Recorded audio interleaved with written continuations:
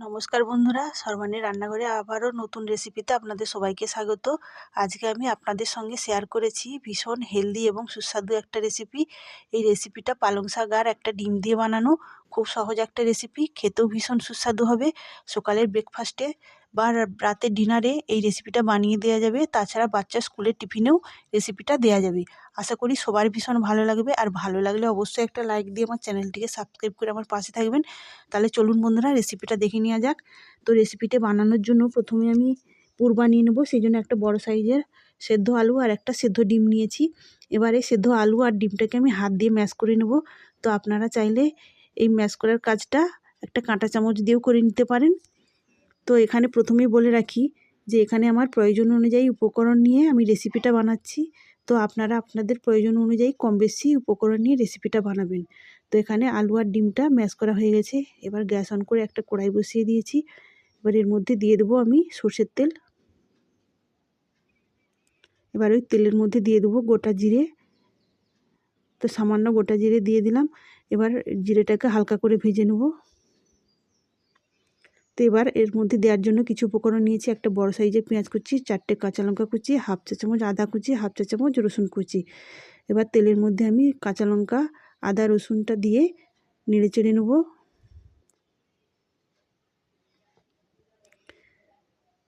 তো আমি খুব বেশি লাল করে ভাজবো না, শুধুমাত্র আদা রসুনের কাঁচা গন্ধটা চলে যাওয়া পর্যন্ত ভেজে নেব। তো মিনিট খানেকের মতো ভেজে নিয়েছি। এবার এর মধ্যে দিয়ে দিলাম কুচানো পেঁয়াজ। পেঁয়াজটাকে দিয়ে এর মধ্যে আমি নাড়াচাড়া করে নেব।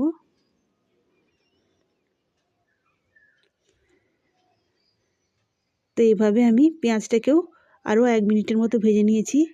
এবার এর মধ্যে দিয়ে দিলাম 1 বাটি গ্রেট করা গাজর। গাজরটাকে দিয়েও আমি নাড়াচাড়া করে নেব। তো গাজরটা দেওয়ার পর আমি দিয়ে দিলাম সামান্য লবণ। লবণটা দিলে গাজরটা খুব তাড়াতাড়ি সেদ্ধ হয়ে যাবে।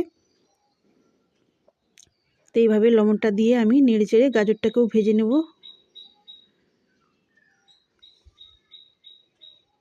তো এখানে সব কিছু নেড়ে চেড়ে নেওয়ার পর এর মধ্যে দিয়ে দিলাম সামান্য হলুদের গুঁড়ো আর 1 চা চামচ গুঁড়ো মশলা। এই মশলার মধ্যে রয়েছে জিরে, ধনে, মৌরি আর গরম মশলার গুঁড়ো।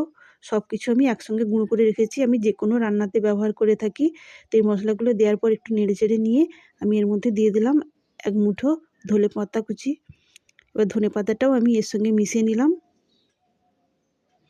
এবার আমি এর মধ্যে দিয়ে দেবো ম্যাশ করে রাখা আলু আর ডিম। আর আলু ডিমটা দেওয়ার জন্য দিয়ে দিলাম স্বাদ মতো লবণ। এবার সব কিছু আমি এই মশলার সঙ্গে ভালো করে মিশিয়ে নেব।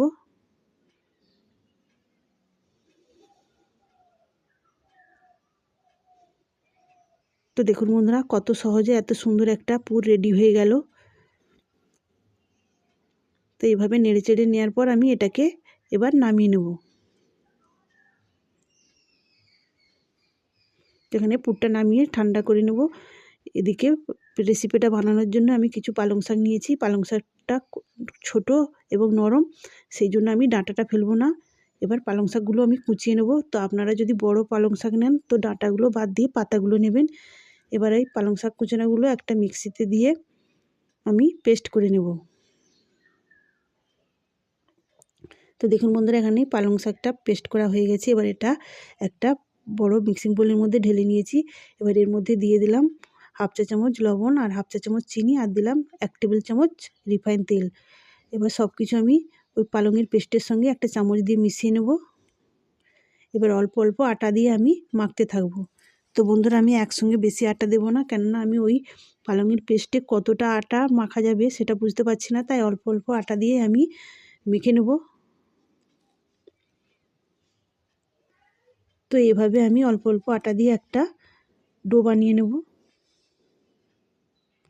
তো এখানে ডোটা বানানো হয়ে গেছে। এবার এই ডোটা আরও বেশ কিছুক্ষণ আমি এইভাবে মুথে নেব।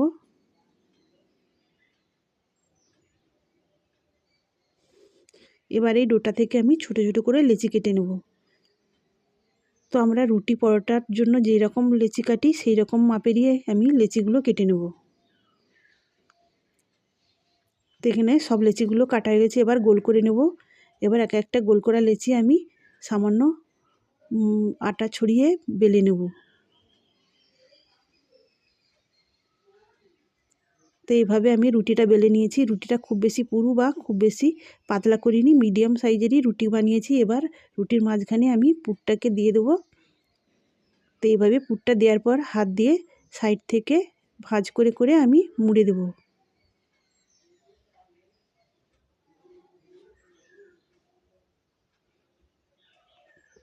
তো এইভাবে মুখটা বন্ধ করে দিলাম। এভাবে পাকিয়ে পাকিয়ে এটাকে সেট করে নিলাম। এবার ওটাকে উল্টে আবারও আমি একটু হাত দিয়ে চেপে চেপে বড় করে নেব। তো এখানে আমার একটা পুর ভরা হয়ে গেল। একই রকমভাবে আমি সবকটা পুর ভরে নেব। তো আবারও একটা আমি দেখিয়ে দিলাম।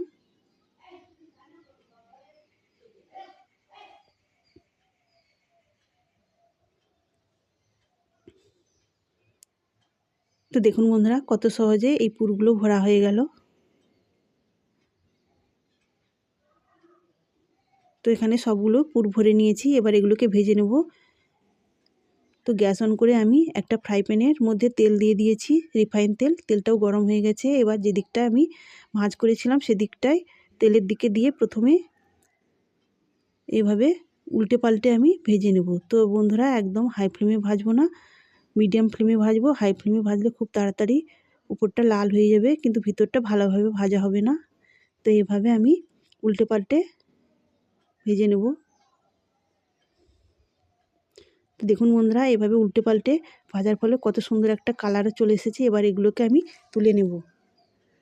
তাহলে বন্ধুরা, দেখতেই পেলেন কত সহজে এই হেলদি এবং সুস্বাদু রেসিপিটা বানানো হয়ে গেল। এগুলো দেখতেও যেমন সুন্দর হয়েছে, খেতেও দারুণ সুস্বাদু হবে। এই রেসিপিটা এমনিও খাওয়া যাবে, তাছাড়া সস এবং স্যালাডের সঙ্গেও খেতে দারুণ লাগবে। তাহলে বন্ধুরা, এই শীতের সময় সকালে ব্রেকফাস্টে এবং রাতের ডিনারে এরকম একটি হেলদি রেসিপি যদি বানিয়ে দেওয়া যায় তো সবারই ভীষণ ভালো লাগবে। আর আজকের রেসিপিটা আপনাদের কেমন লাগলো অবশ্যই কমেন্ট করে জানাবেন। তাহলে আজকের মতো আসি। সবাই ভালো থাকবেন, সুস্থ থাকবেন। ধন্যবাদ। নমস্কার বন্ধুরা।